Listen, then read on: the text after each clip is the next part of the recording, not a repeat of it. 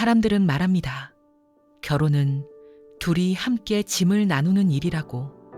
하지만 제 인생은 어느 날부터인가 제 두 손으로 짐을 모두 떠안게 되는 여정이었습니다. 남편은 처음엔 참 다정한 사람이었습니다. 비가 와도 눈이 와도 은행 앞에서 저를 기다리던 그 모습, 그때만 해도 이 사람이 내 평생을 지켜줄 거라 믿었지요. 그런데 삶은 언제나 우리가 예상하지 못한 방향으로 틀어지는 법이더군요. 집이 팔리고 생활이 무너지고 남편이 병원에 누워버렸을 때 저는 깨달았습니다. 어쩌면 이 결혼을 지켜낸 사람은 남편이 아니라 저 혼자였다는 사실에. 그래도 이야기를 끝까지 들으신다면 아실 겁니다. 제가 왜 아직도 그 사람을 미워하지 못하는지. 그럼 이 편 시작합니다. 어느 날이었습니다. 남편이 자동차 없이 출근을 하더군요. 저는 이상해서 물었습니다. 차는 어디 갔어? 남편은 미안하다며 팔았다고 말했습니다. 갑자기 왜 그러냐고 묻자 그제야 얼굴을 들지 못하며 말하더군요. 미안한데 집도 팔아야 할 것 같아. 그 말 한마디에 제 다리가 풀려버렸습니다. 도대체 무슨 일이 벌어지고 있었던 걸까요? 남편은 작은 목소리로 자기가 아는 사람들과 화투를 치다가 판이 너무 커져서 집을 날렸다고 털어놓았습니다. 저는 숨이 멎는 줄 알았습니다.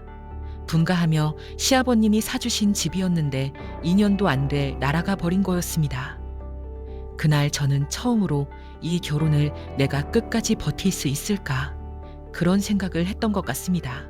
우리는 결국 반지하 집으로 내려갔습니다. 낮에도 전등을 켜야 하는 어두운 방, 젖은 냄새가 나는 장판. 그 모습을 본 시부모님은 너무 놀라며 한숨을 쉬셨습니다. 하지만 저는 그분들 앞에서도 고개를 들 수가 없었습니다. 집을 지키지 못한 며느리라는 죄책감, 그리고 남편을 막지 못했다는 후회가 한꺼번에 몰려왔습니다. 그래도 남편은 학교에서 월급은 꼬박꼬박 받아오니 다시 차근차근 적금을 들자며 저를 달랬습니다. 저는 믿었습니다. 이제 다시는 그런 일이 없을 거라고. 하지만 그 믿음은 얼마 지나지 않아 또 한 번 무너졌습니다. 사람 인생이 이렇게까지 연속으로 흔들릴 수 있다는 걸 그때 처음 알았습니다. 얼마 지나지 않아 남편은 또 한 번의 도박에 손을 댔습니다. 이번에는 월급까지 차압이 들어와 학교를 다닐 수도 없게 되었습니다. 저는 더 이상 말이 나오지 않았습니다.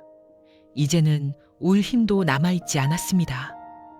남편은 체육과를 나와 다른 일을 찾기도 쉽지 않았습니다. 그의 표정엔 절망과 두려움이 가득했습니다. 그날 밤 저는 모든 게 끝난 것만 같은 기분이 들었습니다. 하지만 남편은 내가 다 책임질게 라며 집을 나가 일을 구했습니다. 그 말이 참 이제와 돌아보면 참 짠한 말이었습니다. 그는 몸이 부서져라 일하려 했고 그 끝에 돌이킬 수 없는 사고가 찾아왔습니다. 남편은 건설 현장에서 평생 해보지 않던 힘든 일들을 하며 버티고 있었습니다. 그러다가 결국 허리를 크게 다치고 말았습니다. 움직이기도 힘든 상태였고 일은커녕 제대로 서지도 못했습니다. 그래도 고집스럽게 할 수 있다며 버티던 남편. 그 모습을 보는 제 마음은 이니 만신창이가 되어 있었습니다.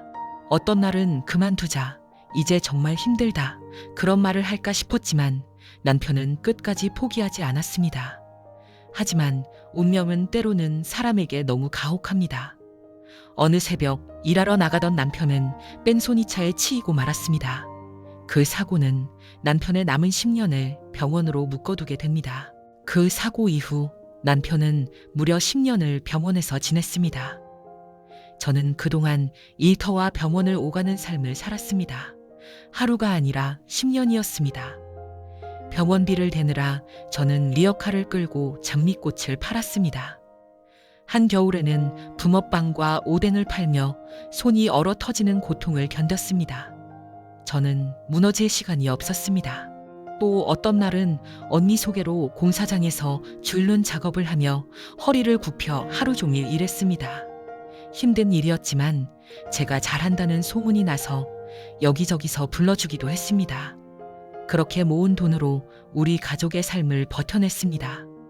남편의 병원비, 아이들 학비, 저는 그 모든 걸 두 어깨로 감당했습니다.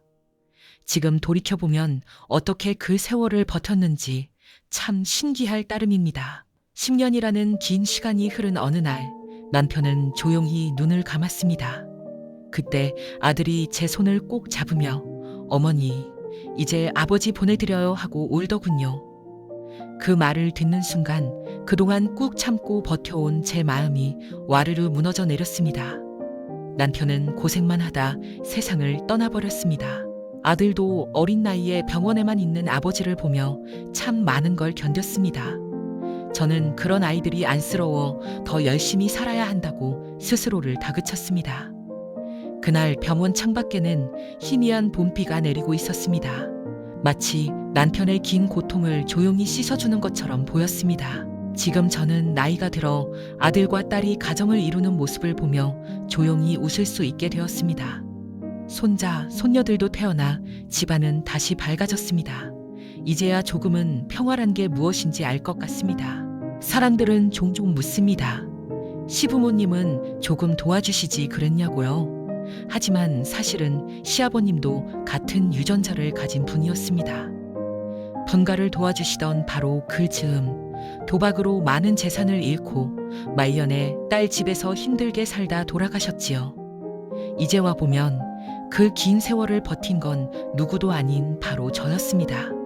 쓰러지지 않으려고 버티고 또 버틴 그 젊은 날의 제가 지금의 저를 만들어준 것 같습니다. 긴 영상 봐주셔서 감사합니다. 구독과 좋아요는 다음 영상을 만드는 데 큰 힘이 됩니다. 다음엔 더 좋은 영상으로 찾아뵙겠습니다. 노을빛 라디오. 돌아보면 제 인생은 참 조용하게 시작해서 참 많은 폭풍을 지나왔습니다. 20살에 품었던 작은 희망 하나로 서울로 올라왔고 그 희망 하나만 믿고 한 남자의 손을 잡았지요.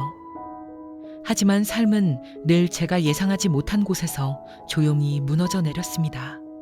집이 기울고 생활이 흐트러지고 남편이 병상에 누워버렸을 때 저는 세상이란 게 이렇게도 차갑구나 그렇게 배웠습니다. 그럼에도 말입니다. 이 길을 걸어온 제 마음속엔 이상하게도 미움보다 연민과 슬픔이 더 오래 남았습니다.